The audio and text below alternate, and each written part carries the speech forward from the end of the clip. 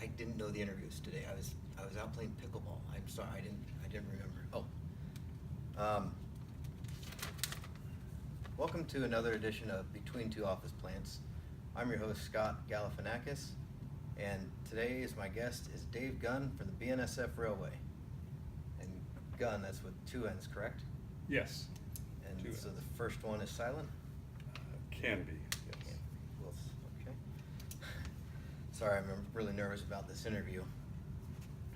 Don't be nervous, Scott. It should be a smooth interview, and we'll try to have a little fun.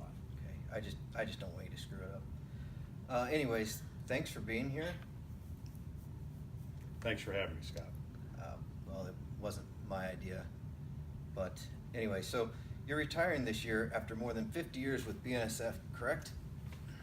50? No, it may have seemed like 50 years at times, but no, actually just 35. Oh, 30. And have you ever seen a train? Occasionally, yes. Do you know where it was headed? I believe the last time it was heading south. Okay. Emporia, Kansas, I think. Yeah. And do you feel that you are emotionally connected? I try not to be, but occasionally I have to be per our performance management indicators that we do here at the railroad. Okay, so in your time at BNSF, you have played the role of an employee, a boss, a clown, a cow, a sumo wrestler, Dracula, Santa, and a woman. Which character do you feel reflects your true persona? Well, that's a tough one, Scott. I've had a lot of different roles here at the railroad. I would say, from a physical stance, the sumo wrestler would probably be the best choice. I will agree with that one. Yes, thank you. Appreciate And, those compliments. Yes. And how many employees are currently in your department, and which one is your favorite? There's 16, counting myself. We used to have 24. We're doing more with less, like everybody's doing. As far as a favorite, man, that's tough. I've worked with most of them 10 years, so I would say they're all my favorites. So not just one individual that you like more than, No. say, any of the others? They all have their pluses and minuses. I mean, you know, there's never the perfect employee nor the perfect boss, because I'm sure they could, you know, share some ideas, improvements for myself. I'm sure.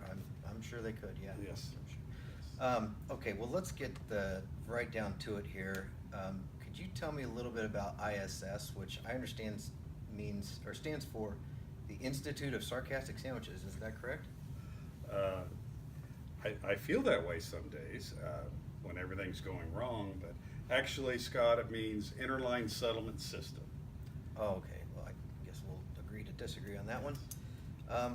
So would you be able to tell me just a little bit about what goes on in your department, what the roles are, you know, what a day in the life of an ISS department employee is like? Oh yeah, it's varied. It's very busy.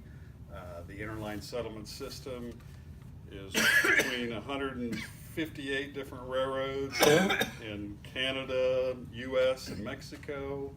We have monthly settlements with quite a bit of money each month. About $1.5 billion each month are traded between carriers, and it's handled through RailLink, which is a centralized system.